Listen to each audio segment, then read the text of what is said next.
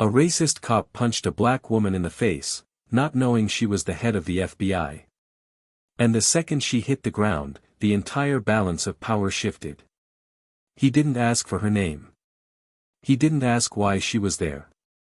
He didn't check her ID or even consider that she might have a reason to be entering a federal building at 7:46 in the morning wearing a navy blue suit, heels, and confidence that made people turn their heads. He didn't stop to notice that she wasn't breaking any laws, wasn't resisting, wasn't raising her voice. She was just existing. And that was enough for him. "Step away from the door," he shouted, chest puffed, one hand on his belt, the other curled in a fist. "Sir, I work here," she said calmly, holding out her badge. He didn't even glance at it. "I said back up. This is a federal building, and the punch landed before the sentence could. It wasn't just the sound of skin against skin. It was the silence that followed. The silence that always follows when something irreversible happens. The silence of every witness frozen, not because they didn't know what to do, but because they couldn't believe what had just been done. He hit her. And then the world blinked. What he didn't know, couldn't have known, was that this woman, this suspicious individual he'd decided to use as a punching bag for his ego, was the highest-ranking officer in the FBI's counter-corruption division. A woman with decades of service, a spotless record, an authority that could end careers with a single call. And still, he didn't see her. All he saw was skin. The blood at the corner of her mouth was real. So was the pain in her jaw. But what he didn't expect, was that she'd get back up. Not to fight him. Not to yell. But to stare him in the eyes, pull herself upright with slow, steady grace, and say 5 chilling words, "You're going to regret that." From that moment, the game changed. For him, it was just another Monday. For her, it was the moment everything she'd worked for became personal. What had once been a mission turned into a vendetta for truth, justice, and consequences. The system she once defended had revealed its ugliest face to her, and now, she was going to turn it inside out. It wasn't just about him. It wasn't just about a punch. That one act of violence ripped open an entire web of secrets buried inside the walls of their department, a hidden history of abuse, power plays, and silent complicity that had gone unchecked for far too long. And she wasn't going to let it pass. Because this wasn't just about justice for herself. This was about every black woman who had been overlooked, dismissed, or silenced. Every officer who'd been too afraid to speak. Every life that had been treated like collateral damage. He tried to apologize. Of course he did. When the cameras started rolling and the media got wind of what happened, he turned into a man of repentance. He tried to spin the story. Said he didn't recognize her. Claimed he felt threatened. Said she was aggressive. But the surveillance footage, unedited, uncut, told the truth. It showed a woman standing still. Calm. Holding out her badge. And then a fist. It was aired nationwide. Played on every screen from Times Square to a gas station in Georgia. No one could deny it. No one could pretend it didn't happen. No one could say it was a misunderstanding. And that's when the dominoes began to fall. Because the deeper they dug into the officer's record, the more they found. Complaints that were buried. Body cam footage that went missing. A pattern of profiling, threats, and misconduct that had been swept under the rug by people too afraid, or too complicit, to stop it. And now, those people had no more places to hide. What he didn't know when he threw that punch, was that he wasn't just attacking a woman. He was attacking the very machine that could dismantle everything he stood for. And she? She had nothing left to lose, and everything to expose. This wasn't just about revenge. It was about reckoning. And while he spiraled, suspended, investigated, humiliated, she kept rising. Quietly. Strategically. Building the case. Uncovering the files. Calling in every favor, every ally, every ounce of authority she had. She wasn't interested in vengeance. She was interested in something far more powerful. Accountability. He thought it would be over in seconds. A punch, a few words, paperwork, maybe a slap on the wrist. But instead, he became the center of a storm that uncovered years of rot inside the system. And at the eye of that storm stood the woman he tried to erase with his fists. There's one moment, captured on a leaked audio recording, where he finally realizes the weight of what he did. Sitting in an interrogation room, voice shaking, he mutters, "I didn't know who she was." And the federal agent across from him replies, "You didn't care." That's the real problem. Because it was never about not knowing. It was about not seeing. Not respecting. Not believing that a black woman could walk through that door without needing permission. So now, the tables have turned. And the same system that protected him for so long is the one tightening around his wrists. But what happened in that courtroom, what she revealed, what she proved, left even the most skeptical jurors speechless. What she uncovered in the investigation turned this from a case of police brutality, into a scandal of national proportions. And when the final verdict was read, people didn't cheer. They held their breath. Because what she did next was something no one saw coming. What could possibly be so explosive, so shocking, that it left even her allies speechless? You'll have to hear the full story to believe it. Because what happened after that punch turned the entire country upside down. Ready? Let's begin. Before we begin today's story, we want to take a moment to speak directly to every black viewer watching this video. At Plow of Twist, we stand firmly against all forms of racism, discrimination, and injustice. We believe in dignity, respect, and the power of every voice, and this platform will always be a space where your stories matter and are told with truth, depth, and heart. To our black audience, you are seen. You are valued. And you deserve to live in a world where justice isn't the exception, it's the standard. Now, sit back, because what you're about to hear is a powerful story of truth, resilience, and an unforgettable twist. Don't forget to subscribe to Plow of Twist and hit that like button, it really helps us keep these stories going.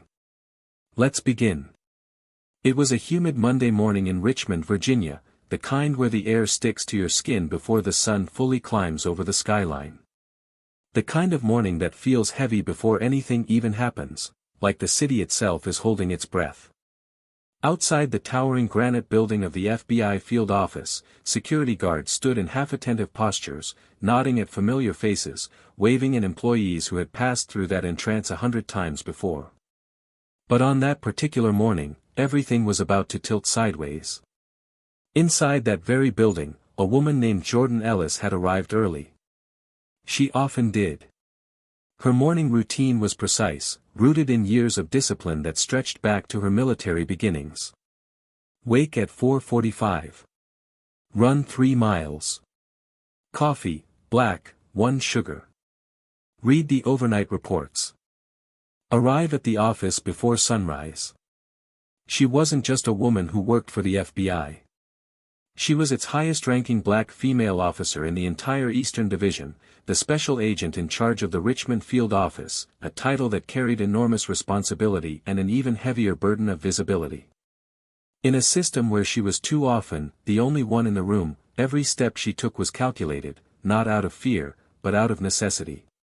Mistakes weren't an option. Neither was invisibility. And yet, somehow, that morning, someone chose not to see her at all.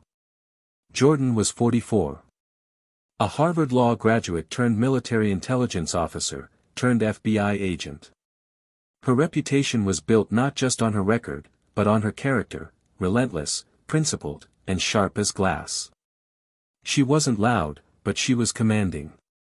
People didn't just listen to her, they respected her.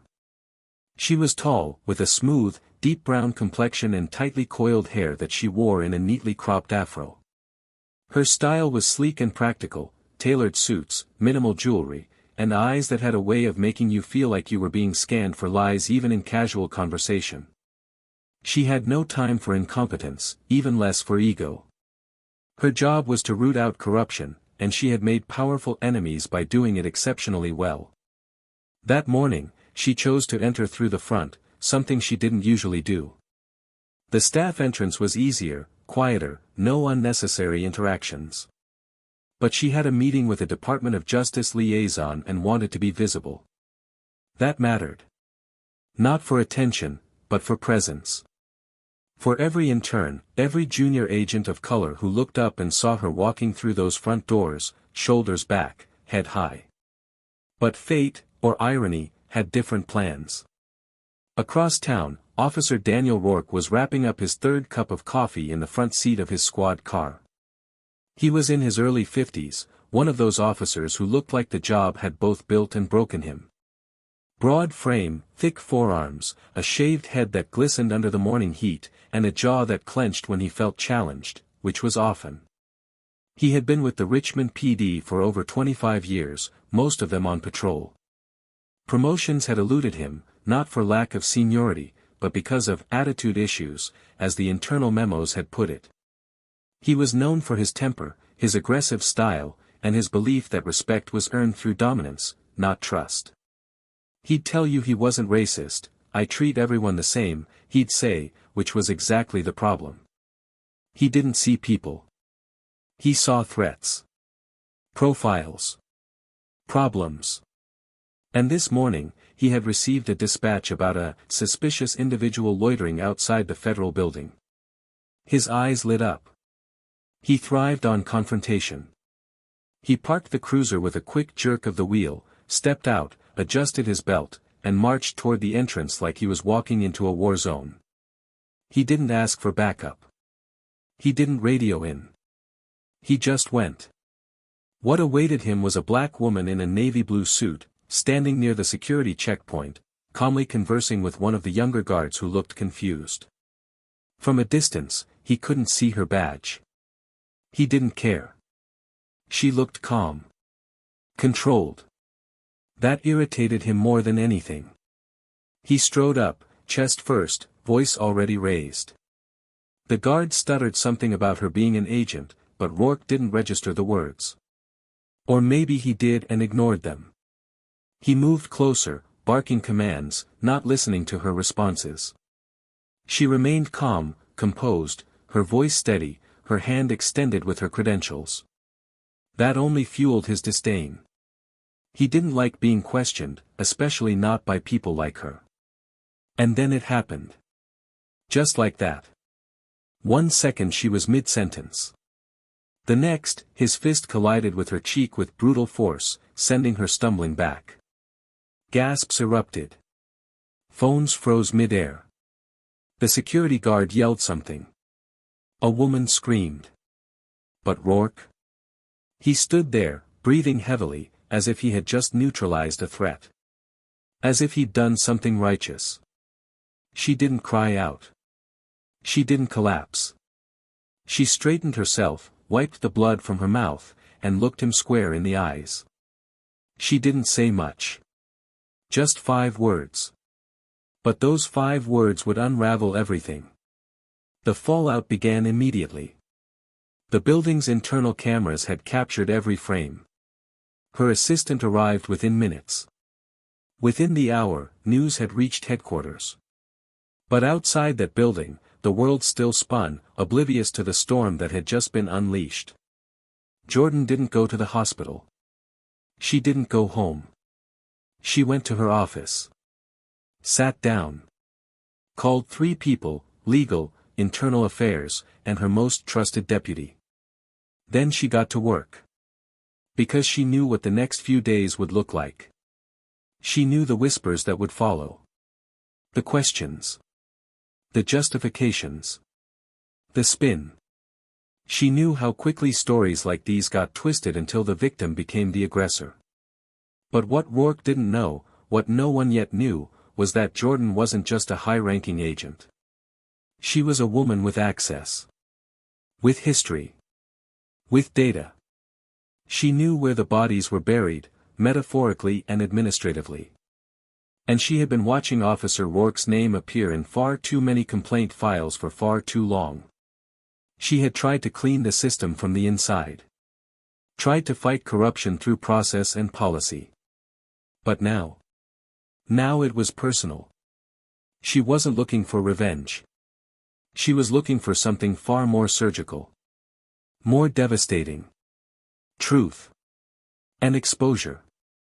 Daniel Rourke, meanwhile, returned to the precinct with the smug confidence of a man who thought he had done his job. He scribbled down a report that omitted key details. Claimed he was threatened. Claimed she refused to comply. The usual. But by the time he pressed submit, the footage had already been archived. The chain of command had been notified. And a federal case file had been opened with his name at the center. But he didn't know that yet. He thought it was over. That maybe he'd get desk duty for a week or two, then be back out on the street. He didn't know the woman he struck had spent the last decade building a specialized division to track officers like him. He didn't know that the face he had just bloodied was the face of the very force that had been closing in on him for years. A force that would now move without hesitation. The city of Richmond had no idea what was coming. Neither did the department. But within the next 72 hours, everything would start to unravel. Old files would resurface. Former officers would speak. Hidden alliances would be exposed. And at the center of it all, the woman he tried to silence with a punch. And still, the most shocking part was yet to come. Because Jordan wasn't just preparing to take him down. She was preparing to take down an entire system that had let him exist unchecked. What she discovered, in the days following that assault, would not only change her life, but would send shockwaves through the entire country. But what exactly did she find? And why, despite having all the power in the room, did she choose to hold one final card until the very end? You're not ready for what comes next. The silence in the elevator was unbearable. Jordan stood still, her reflection mirrored back to her in the polished metal walls. Her jaw still throbbed, a dull reminder of what had taken place just hours before. She didn't flinch at the pain. She didn't even touch it. She had trained her body and mind for control, but what she felt now was beyond control, it was righteous fury wrapped in ice. As the elevator doors slid open to the 12th floor, where the internal affairs team shared space with her division, she stepped out like a storm held tight in human form. At her desk, her assistant Malik looked up, his eyes widening instantly. He stood before he spoke, lowering his voice as if instinctively sensing the need for privacy. "Ma'am. I heard something went down outside. Is it true? Are you okay?" She raised one hand slowly, dismissing the concern but acknowledging his presence. "I need all files related to Officer Daniel Rourke on my desk within the hour. Internal complaints, body cam archives, department correspondence, everything. And I want a background check so thorough it makes his own mother nervous." Malik's face hardened with understanding. "Yes, ma'am." She walked into her office, closed the door, and sat. It was the first time she allowed herself a moment of stillness since it happened. She didn't cry. She didn't scream. Instead, she pulled out a legal pad and began to write. Names, dates, cases, interactions. Her mind moved like a machine, connecting dots only someone in her position would have the access and insight to connect. It wasn't just about Rourke anymore. She had been watching something deeper build within the system for months. Officers moved around departments with little explanation. Complaints disappeared or were resolved with no records. Reports were altered. There had always been whispers. She now had motive. And worse for them, she had momentum. 2 hours later, she was in a private meeting room with Special Agent Darren Wolf from Internal Affairs. He was older, nearing retirement, and visibly shaken as she laid the printed surveillance images in front of him. "Jesus, Jordan. I don't know what to say." She didn't wait for sympathy. "I'm not here for your comfort. I'm here for your cooperation." He nodded quickly, shame in his eyes. Whatever you need. She didn't look up as she spoke. Then tell me why a man like that still wears a badge in this city. He leaned forward, voice dropping. Because no one's had the guts, or the power, to take him down. Until now. The investigation began unofficially. She couldn't open a formal inquiry, not yet. Not without tipping off the wrong people. But behind the scenes, her team began digging. Malik worked overnight shifts from home, using encrypted channels to access archived records that should have never been hidden. Jordan tapped into her network, former colleagues, whistleblowers, analysts, people who owed her favors or shared her values. What they found was worse than expected. Rourke had been part of at least 6 excessive force complaints, all settled quietly. 3 of those involved black victims under the age of 21. 2 involved undocumented immigrants. None of the reports ever reached the media. In one late-night meeting, Malik stood in her office with a USB drive in his hand, trembling. You need to see this. Body cam footage from 2019. The incident was logged as a non-event. But, it's bad. Real bad. She took the drive, plugged it in, and watched. The room fell so still, the sound of her own breath became deafening. The video showed Rourke dragging a young man out of a parked car, slamming him into the ground, then muttering something the mic barely picked up. Something racial. Something cold. She paused the video. Rewound. Played it again. No mistaking it. This isn't just misconduct, she said quietly. This is pathology. As the pieces formed, so did a larger picture. Rourke wasn't acting alone. There were supervisors who covered for him. Colleagues who mimicked his behavior.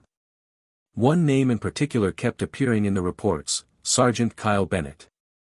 A training officer with a reputation for toughening up the rookies. Jordan had met him once at a departmental dinner. He had a handshake like a brick and eyes that didn't blink when he told her she was one of the good ones. Her plan had to be airtight. One misstep, one leak, and the whole operation could collapse, or worse, be weaponized against her. In a discreet meeting with U.S. Attorney Leanne Morris, an old classmate from law school and someone she trusted with her life, Jordan laid out the files on the table like ammunition. Leanne's face turned gray. You're sitting on a bomb, she whispered. Jordan looked her in the eye. No. I'm lighting the fuse. The investigation was now active, though still off the radar.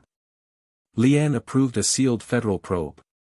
They assigned code names, routed all communications through secure channels, and began interviewing former victims under alias protections. What surprised Jordan most was how many were willing to talk now. They had been waiting for this. Waiting for someone powerful enough to believe them. One young man, Brandon, sat across from her in an anonymous conference room, his hands shaking. I told them what he did. I told internal. They said I was resisting. Said I had priors. But I didn't. I was clean. I was scared. Jordan reached out, gently placing a hand over his. You're not alone anymore. Meanwhile, Officer Rourke continued his routine, unaware of the magnitude of the storm brewing around him. He heard whispers, of course. He felt the shift in how some officers looked at him, less respect, more distance. But in his mind, it was just noise. He was still untouchable. He had survived worse. That confidence would soon become his downfall. The media caught wind of the assault, but with no names attached and no public footage released yet, speculation ran rampant.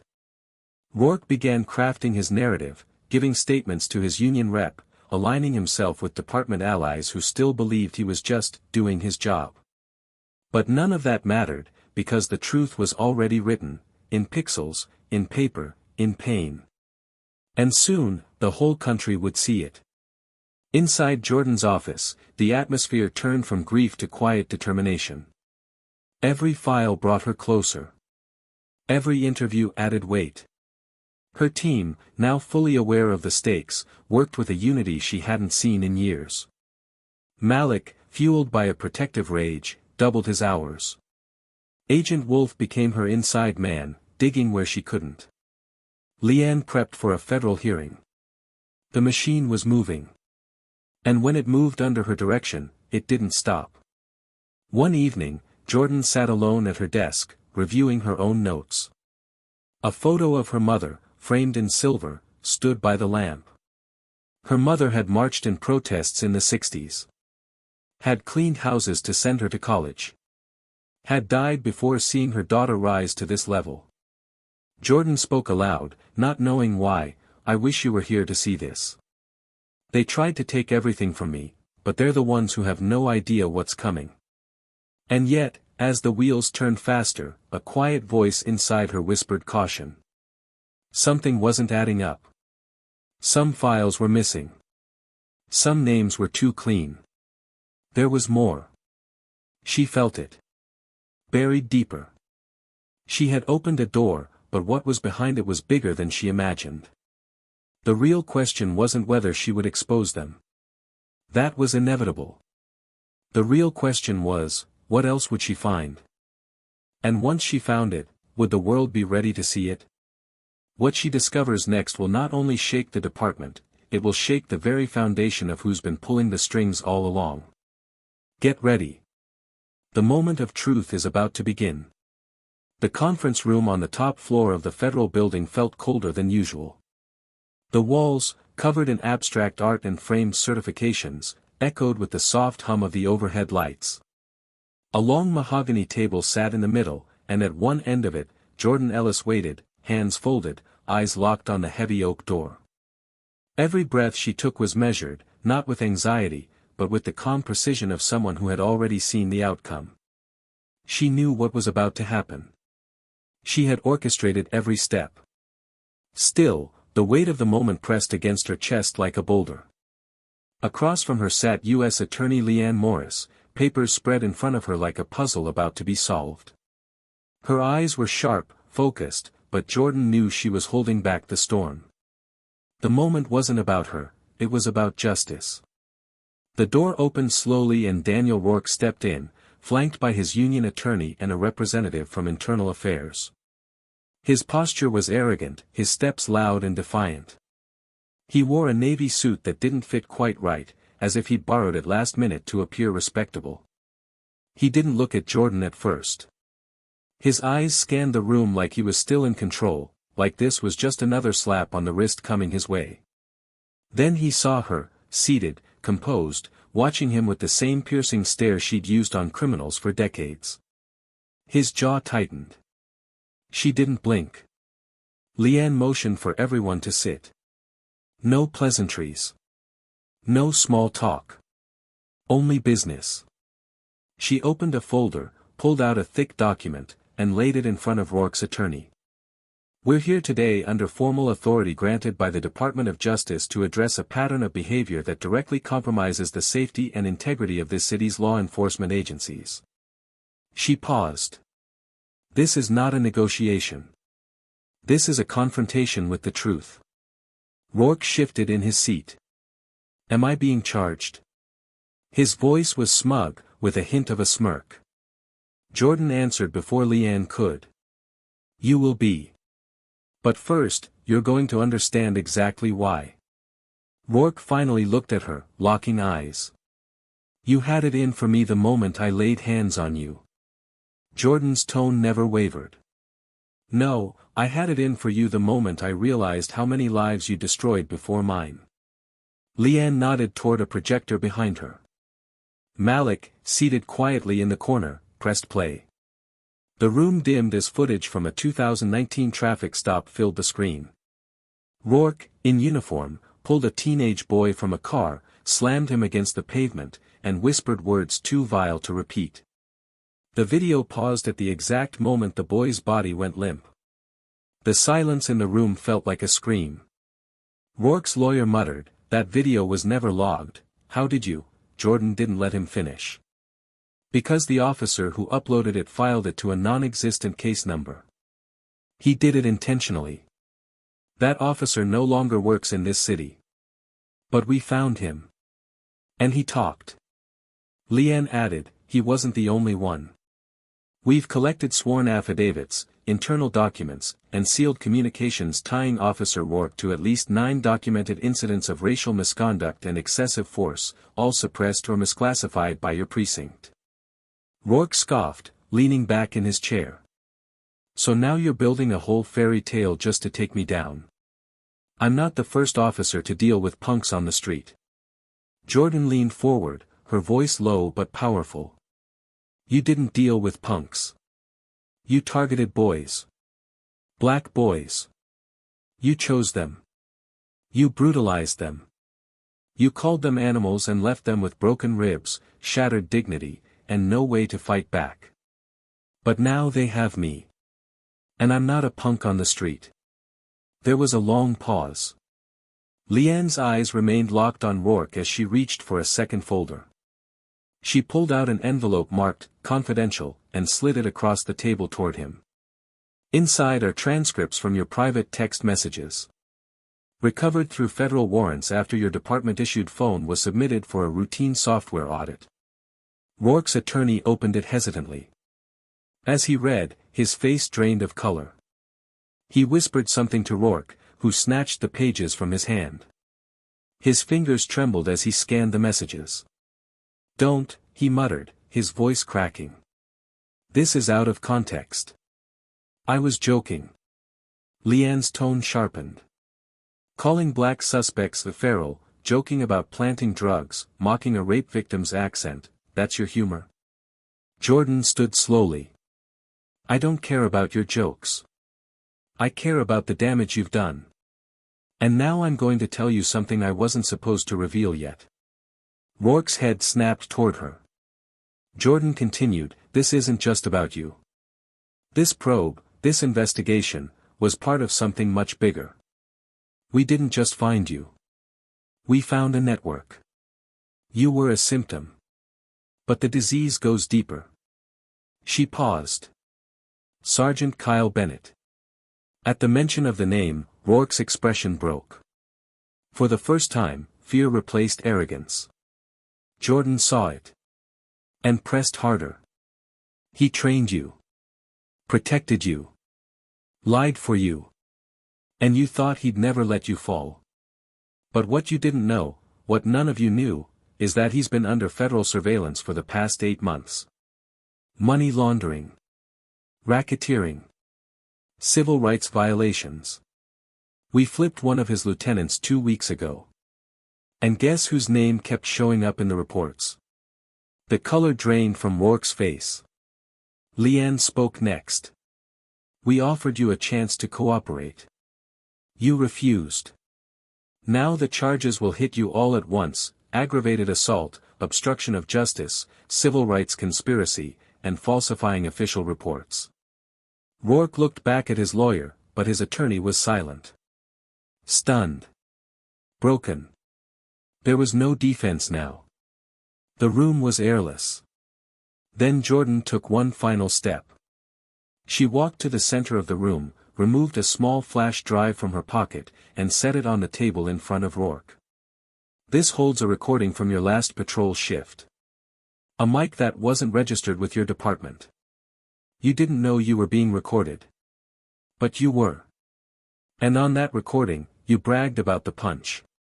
Called it your best moment in years. You laughed. Said, and I quote, she had it coming. You can't let them think they run the place. That phrase is going to follow you for the rest of your life. For the first time, Rourke didn't speak. His breath grew shallow. His eyes flicked from person to person, looking for a crack in the wall, some opening, some weakness. There was none. He was alone. Caged. And just when it felt like nothing else could land heavier, Jordan spoke again. We're not done yet. Tomorrow, there will be a press conference. And I will be standing on that podium, telling the country exactly what you've done. Not just to me. But to every voice you tried to silence. And every uniform you stained with your hate. Her voice was soft now, but it cut deeper than anything else that had been said. "I warned you," she said. "You were going to regret it. You just didn't realize how much." The door opened. 2 federal agents entered, cuffs in hand. Rourke's lawyer didn't protest. No one did. He stood, almost in a trance, and let them take him. But as the door closed behind him, there was still one question hanging in the air, one Jordan hadn't yet answered, not to her team, not even to Leanne. Because in her private investigation, she'd discovered something far more explosive than anyone had imagined. And she hadn't told anyone. Not yet. Because she was still deciding how much of the truth the world was ready to hear. And once she said it out loud, everything would change forever. The air in Jordan's office was dense with silence. Not the kind that brings peace, but the kind that vibrates under the skin, the kind that signals a storm is still gathering even after thunder has struck. She stood by the window, arms crossed, watching the city move below her like it was part of a different world, a world untouched by what had just happened upstairs. Rourke was gone. The cuffs had clicked. The eyes had shifted. People had seen what needed to be seen. But Jordan knew what they hadn't seen yet, what no one in that room knew except her. Malik entered without knocking. His face was pale, his jaw clenched. "You didn't tell them everything," he said, voice low but steady. Jordan didn't turn. "No, I didn't." He waited a beat. "You're still holding it. Why?" She turned then, finally meeting his gaze. "Because once it's out, there's no coming back. Not for them. Not for me. Not for anyone in this building." Malik stepped closer, placing a flash drive on the table between them. "The audit you ordered. We finished combing through the encrypted logs from Bennett's account. You were right." Jordan stared at the drive for a long time before picking it up and closing her hand around it like it was something burning. "How bad?" Malik hesitated. "Worse than we thought. This wasn't just misconduct. This was orchestrated. Timed. Coordinated. And there are names, people in your own department. People we trusted." She didn't flinch. But Malik saw it, something in her eyes cracked, just for a second. She took the drive and walked to her desk, inserting it into her laptop. The files opened like doors swinging wide. Hundreds of emails, encrypted chats, internal memos with aliases that now matched names. Jordan scrolled, reading quickly, her face growing stiller with every line. One message froze her hand mid-click. It was a chat between Bennett and an unknown user, codename Ashford. She read it aloud, barely above a whisper. "If she keeps pushing, we'll leak the classified ops from her unit. She has weaknesses like anyone else. She buried things. They all do." Malik stepped closer. "That message was from 3 years ago. Ashford is someone inside our building. High level.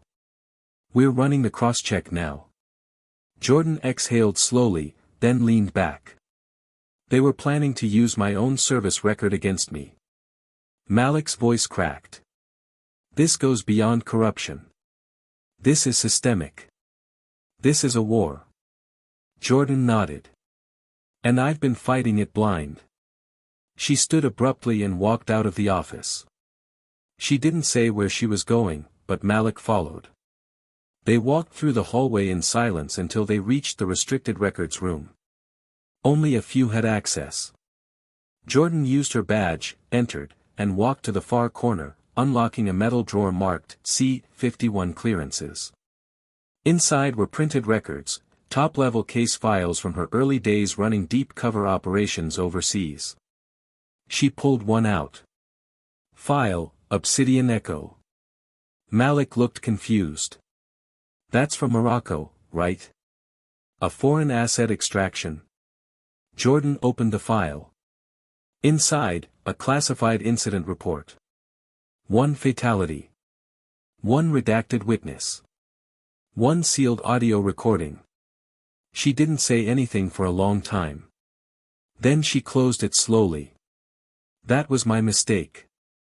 My command. And I made a call that cost someone their life. I took responsibility. But that's what they were going to use. That file. Malik whispered, they were going to paint you as unstable. As compromised. She nodded. And they still might. If I go public with the internal collusion now, it'll be my word against theirs, and they'll use that report to spin it. He stepped back, looking at her with something between awe and dread. So what do we do? Jordan looked at him, steady and clear. We finish it. But on my terms. The next day, the press conference unfolded beneath a blistering sky. Cameras were everywhere, reporters packed shoulder to shoulder, questions flying like arrows. Jordan stood at the podium, shoulders squared, the American flag fluttering behind her. She spoke with calm, deliberate precision, naming names, listing charges, thanking whistleblowers. She announced the Federal Oversight Commission now appointed to audit the entire Richmond PD. Rourke and Bennett were already being transported to a federal holding facility. She listed every accusation with dates, citations, and evidence. It was surgical.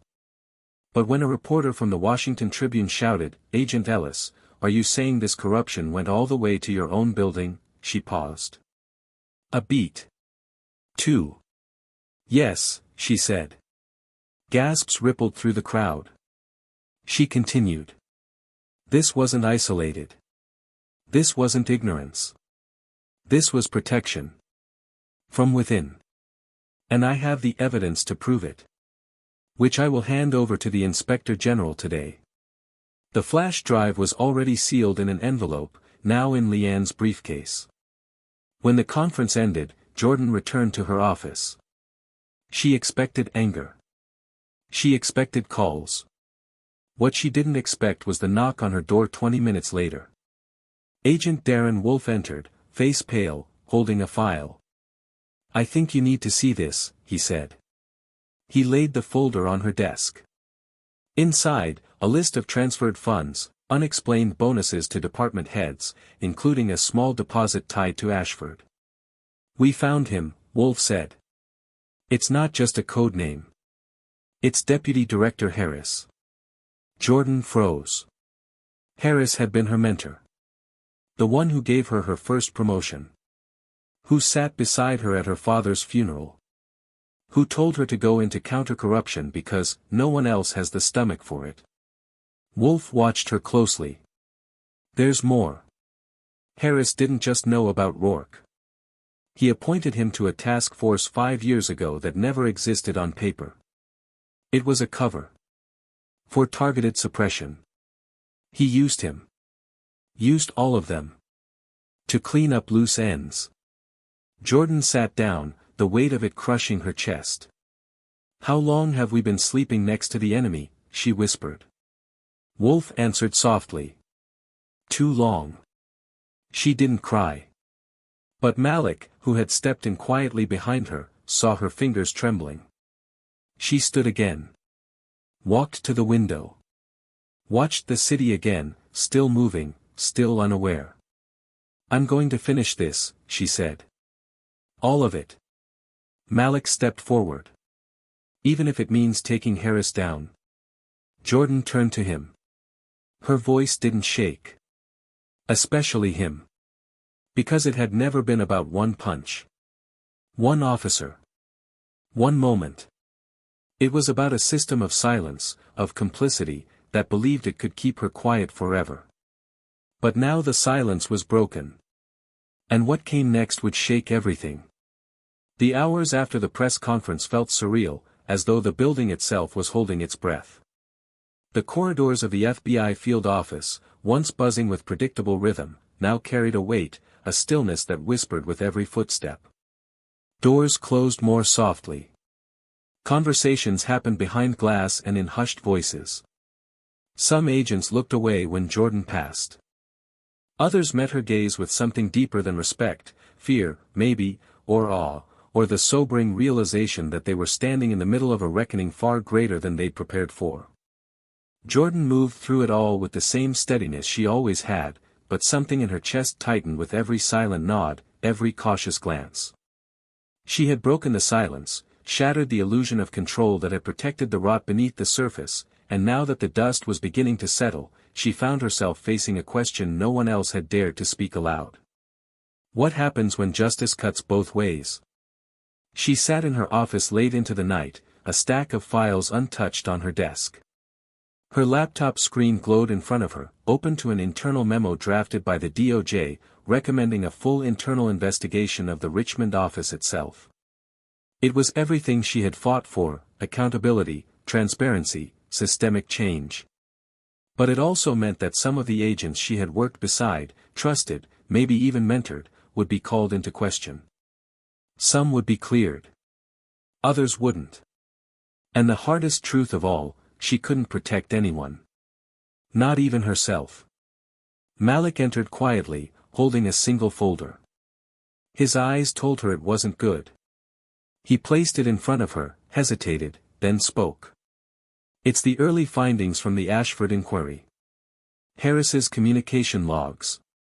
And there's something else. He didn't just know about the task force. He managed it. Oversaw the entire operation from inside this building. Jordan's fingers hovered above the folder. And the funding? Malik nodded grimly. Funneled through a discretionary surveillance budget. Coded as counterinsurgency risk mitigation. It never appeared in any official audits. She opened the folder, page after page confirming what her gut had already known. Harris hadn't just enabled the network of officers, they were his creation. His tool. His way of quietly controlling what he saw as threats to stability within law enforcement. That stability, of course, meant silence, obedience, and the erasure of anyone who made too much noise or dared to challenge the chain of command. One memo stopped her cold. A brief from 2 years prior, bearing her name. It wasn't a threat, not directly.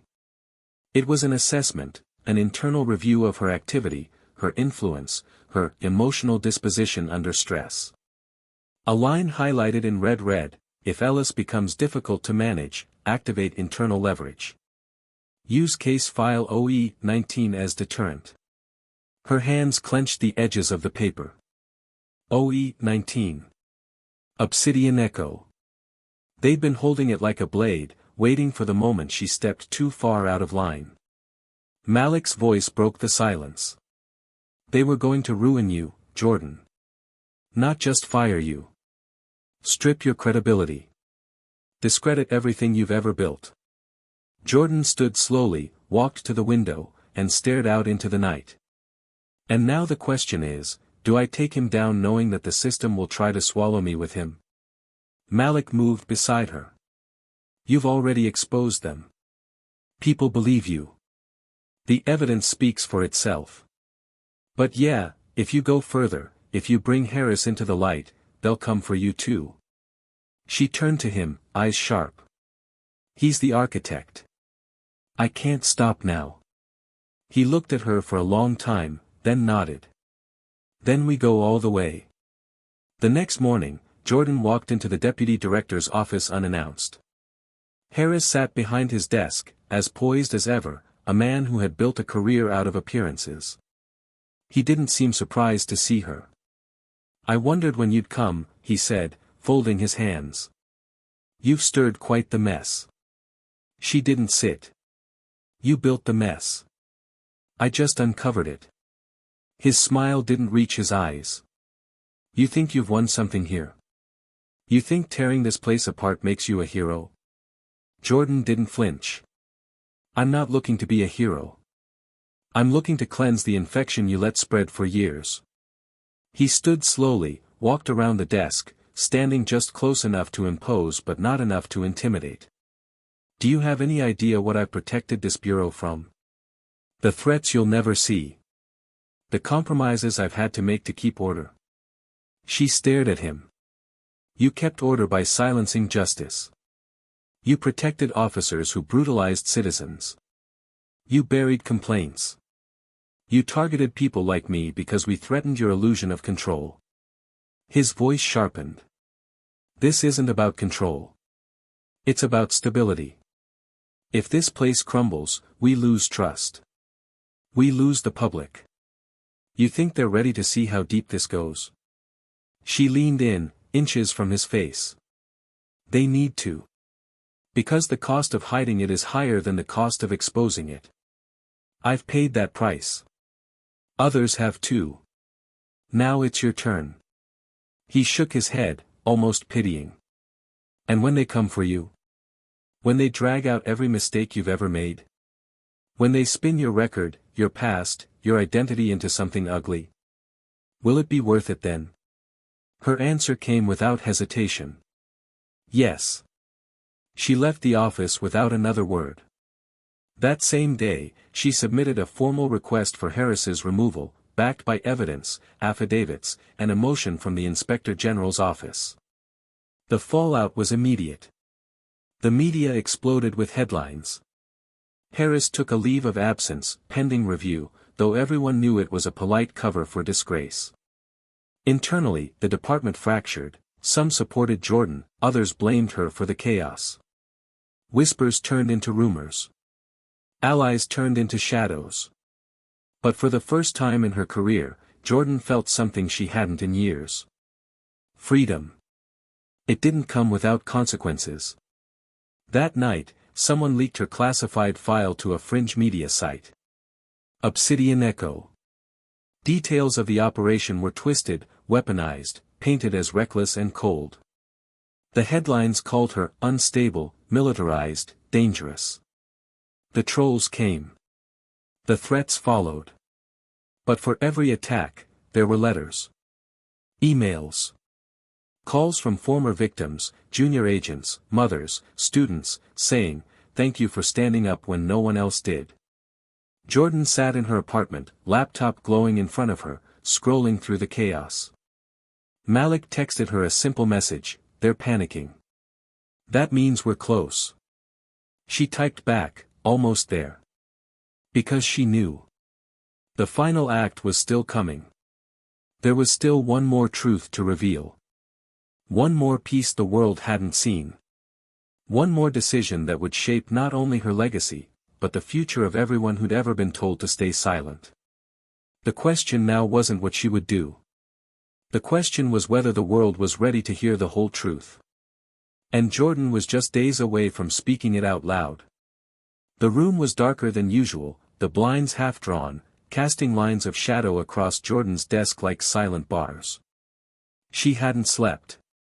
Her inbox was overflowing, her name was in headlines, and the weight of national attention hung over her like a storm cloud she could no longer outrun.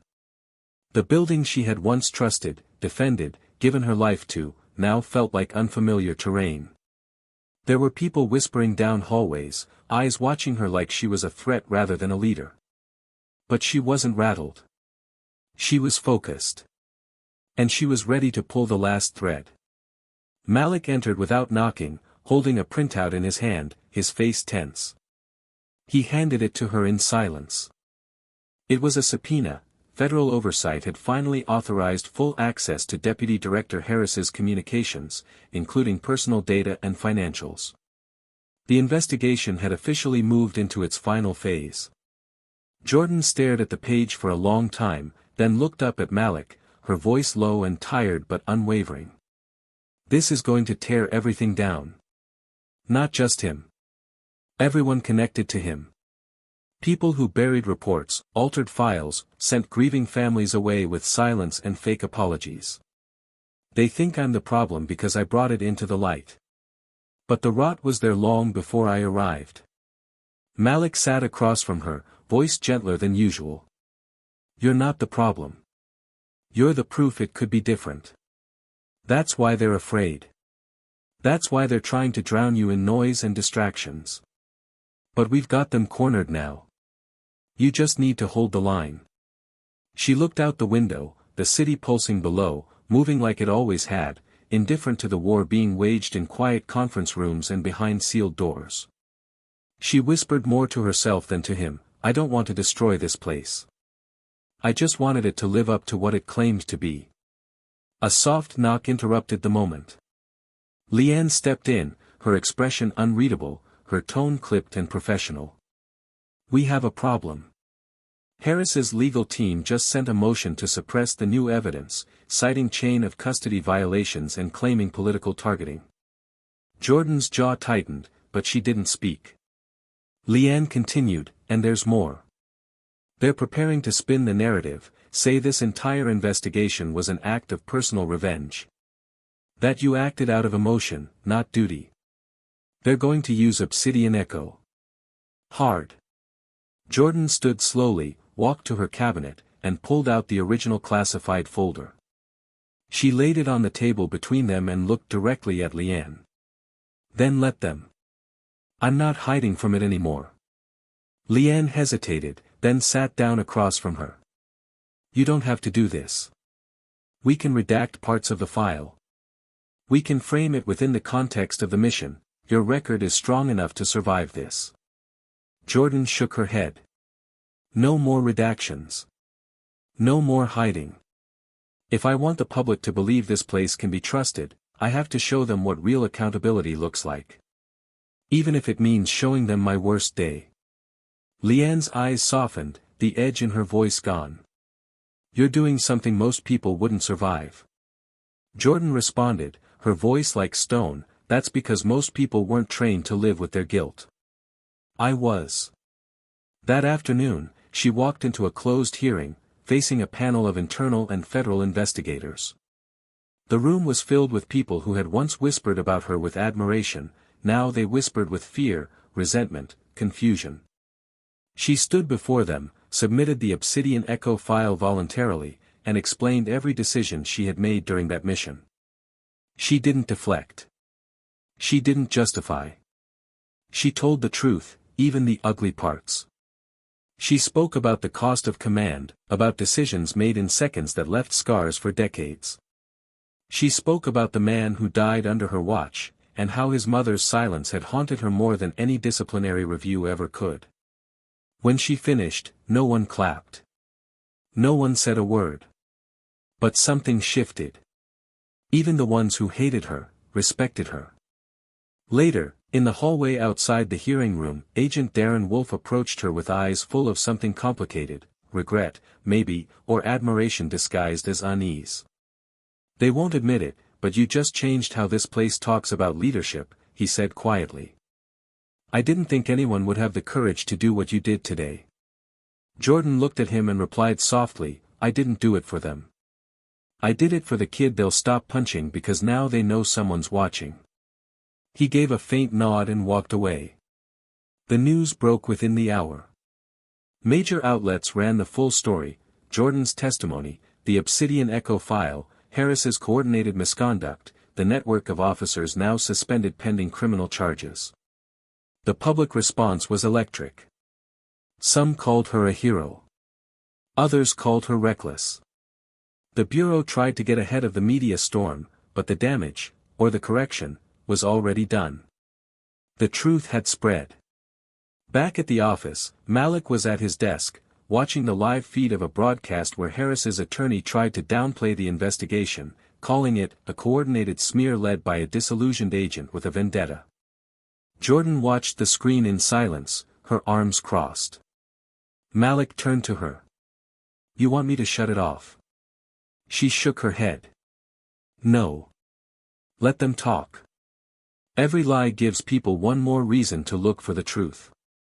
He hesitated, then said, "You know this won't stop here, right? You've made enemies. Powerful ones. There will be fallout." She looked over at him, her voice calm. "There's always fallout when something explodes. But at least now they can't pretend there was no fire."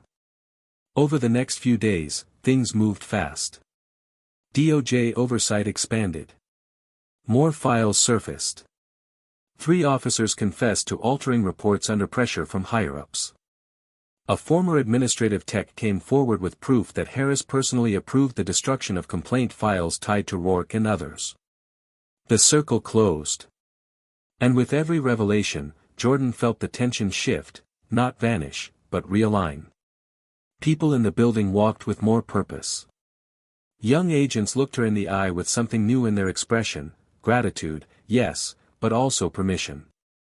Permission to speak, to question, to believe that the job they signed up for might still mean something. But the weight didn't leave her shoulders. It never would. She had cracked open a wall that had stood for decades, and now the world was watching to see if it would be rebuilt, or if everything behind it would come crashing down. One night, sitting alone in her office, Jordan received an email. No subject line. No signature. Just a message that read, "They tried to break you. But you broke the silence. Thank you." She stared at it for a long time, then closed her laptop and leaned back, letting herself feel the exhaustion that had been waiting for permission to surface. And in that quiet, in the stillness between battles, she began to prepare. Because the truth was out now. But the war for what comes after was just beginning.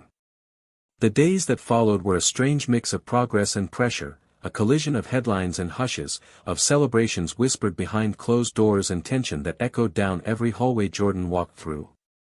The weight of exposure didn't lift, it shifted. It had moved from secrecy to scrutiny, and though the fear of being silenced was no longer chasing her, something colder had taken its place, the reality that she had become a symbol in a war that wasn't finished. People had begun treating her differently. Some with reverence, as though her every move now carried the potential to define an era. Others with distance, as if proximity to her might bring them unwanted attention or judgment. But Jordan had never asked for applause. What she wanted, what she had always wanted, was change. Not for the sake of politics or personal gain, but because she had seen what happened when no one spoke up, and she refused to be another chapter in that silence. In her office, the walls that had once felt safe now felt like glass. She worked longer hours, but not out of fear. She was building something. Piece by piece. A new proposal for a federally mandated oversight board rooted inside local departments, trained by those who had lived the weight of injustice. Not another system of power, but a structure of prevention, accountability, and transparency. She wasn't just reacting anymore. She was designing. Reimagining. Every policy she'd once followed blindly was now under her microscope. She had seen what those policies protected. Now, she was rewriting what they could empower. Malik came in late that evening, dropping a case file onto her desk with a soft thud. More testimonies. This time from people inside the training division. Turns out Harris was influencing recruitment standards too, fast-tracking candidates who aligned with his ideology, freezing out those who questioned him. Jordan flipped through the reports, reading about psychological evaluations overridden, flagged recruits waved through, diversity scores manipulated for optics. She shook her head slowly. It was never just about punishment. It was about pipeline control. Gatekeeping at the root. Malik sat down, his voice tired. They were building something we never saw coming. Not just corrupt cops. A culture. A mold. She looked at him, eyes sharp. Then we're going to break that mold.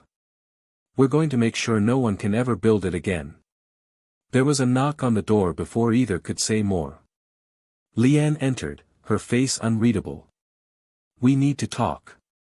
It's about the Attorney General. Jordan stood immediately, heart skipping for a second.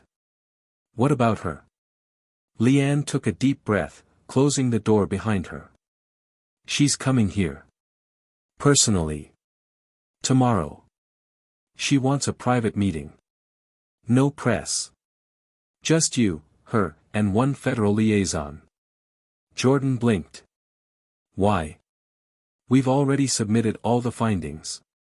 The oversight board is in motion. What else does she need? Leanne didn't answer right away.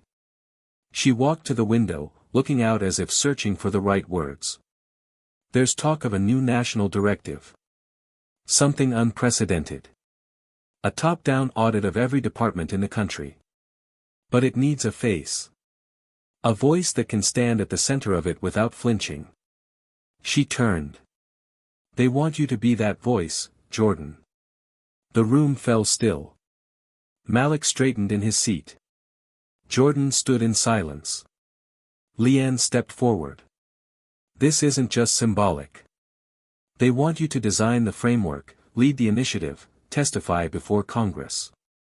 Everything you've been doing here, on your own, they want you to take it national. Jordan sat slowly, the weight of the offer pressing down on her shoulders.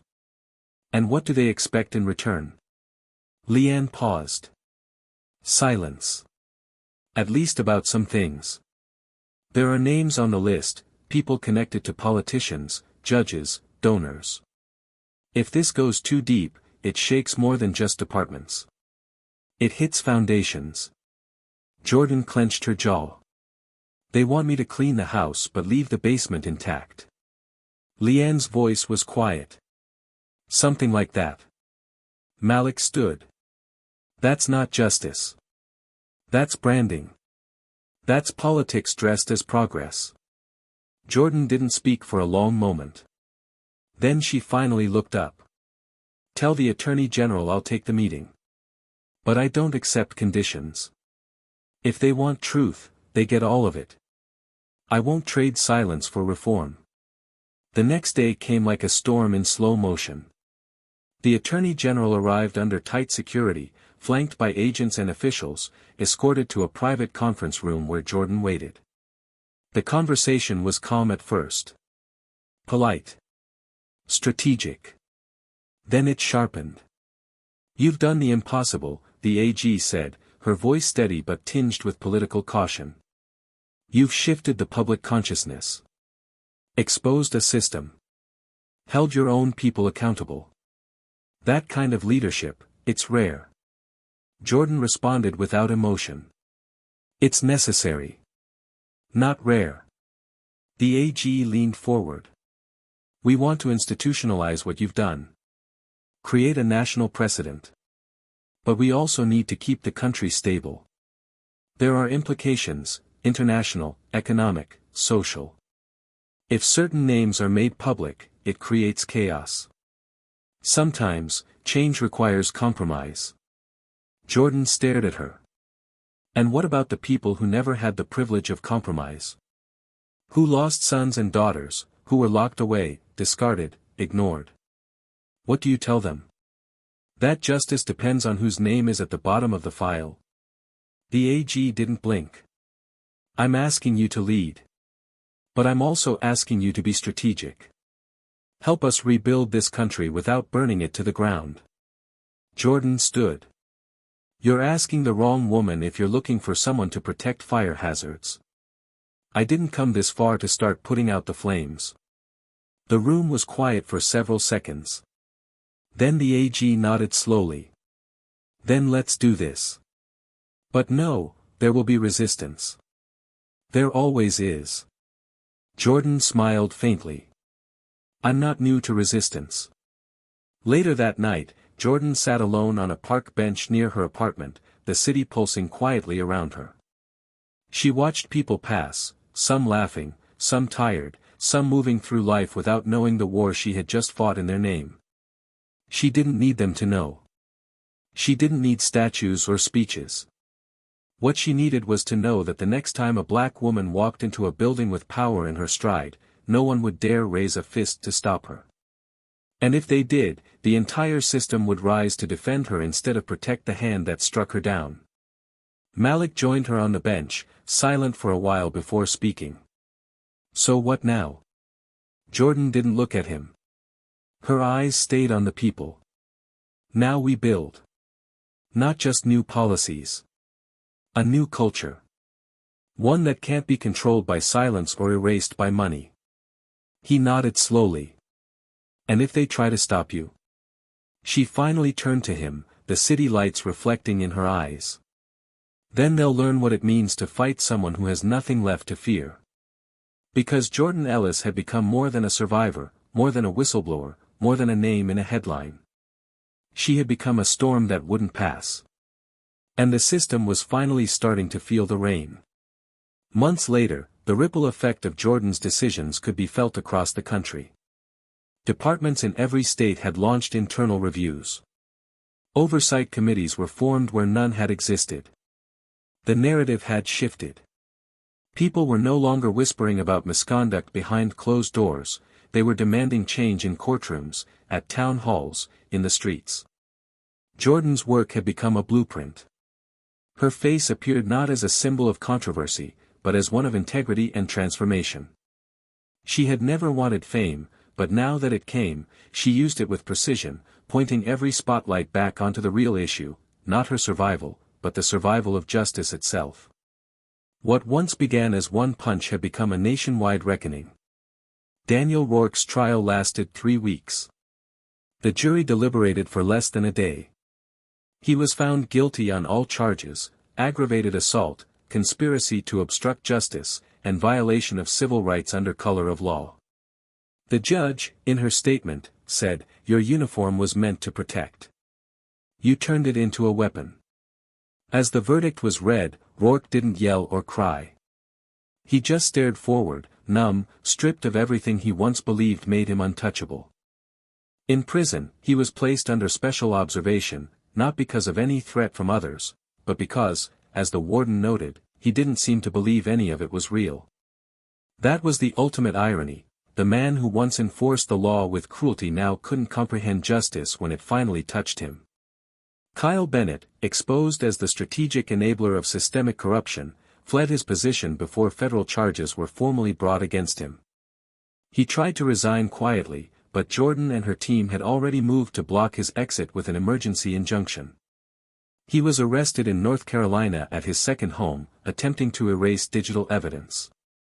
During his arraignment, he broke down, rambling about how the system needed control and weakness was taking over.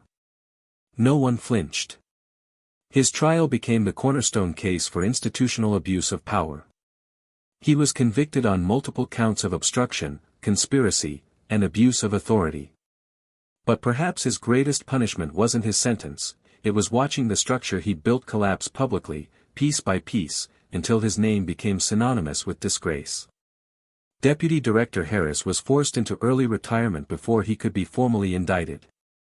But the files Jordan submitted were undeniable. Within weeks of his departure, the Justice Department confirmed that he would face charges in a sealed federal investigation. He issued a single public statement, carefully crafted by attorneys, filled with hollow acknowledgments and evasive language. The damage was done. His influence was revoked, his legacy tarnished. His name, once mentioned with honor in elite federal circles, was now met with discomfort. Jordan never celebrated his fall, she didn't need to. The truth had spoken for itself. Malik, steadfast through every storm, was promoted to lead Jordan's former division. She personally endorsed him, watching proudly as he stepped into leadership with humility and fierce determination. He had witnessed everything from the inside, not just the corruption, but the courage it took to dismantle it. His first act as director was to create a public accountability dashboard where citizens could track complaints, resolutions, and policy updates in real time. He didn't want applause, just trust. And slowly, the community began to offer it. As for Jordan Ellis, the woman whose name had become a movement, she didn't stay in Richmond. She accepted a federal appointment as Senior Director of Civil Rights Enforcement, a new position created specifically to address systemic violations nationwide. Her team operated with full autonomy. She traveled, she testified, and she rebuilt. But she also returned, quietly, often, visiting the families she had once fought for, the mothers and sons who now looked at her not as a stranger in a suit, but as someone who had stood up when it was dangerous to do so. She never asked for their gratitude. She just listened. That, she believed, was how healing began. One evening, standing on the steps of a courthouse in Chicago after delivering a national address, Jordan looked out at the crowd, not reporters, not politicians, but people.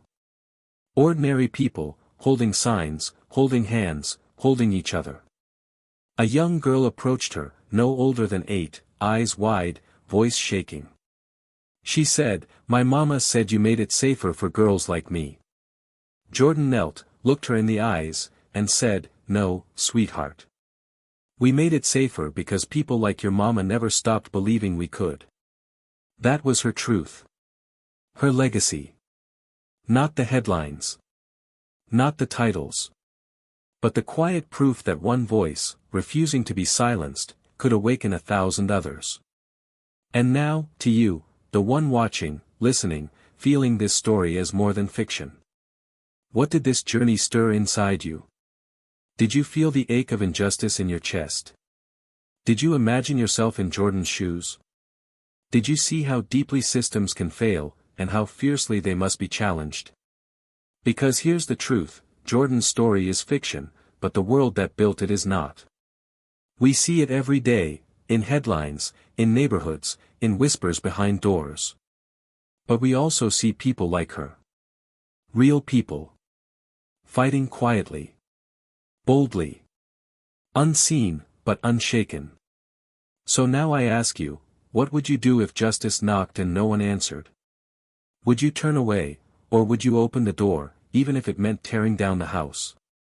Let me know in the comments what this story made you feel. What it reminded you of. What it taught you. Because these stories don't live unless we carry them forward, together.